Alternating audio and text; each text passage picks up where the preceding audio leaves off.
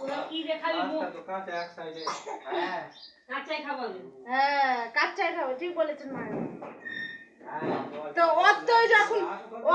যখন রান্না ভালো হচ্ছে না বিয়া করলি আসো না মেঘা কত খাবা বই হাতে খাও মেঘা কি খাচ্ছ চলে গো আসো তাড়াতাড়ি আমি বারবার বলতে পারবো না গলা শুকিয়ে কাটে গেছে আমার আর বাবুকে দেখবা হ্যাঁ মেঘা কি খালি পাঁচ খালি চলে যাবা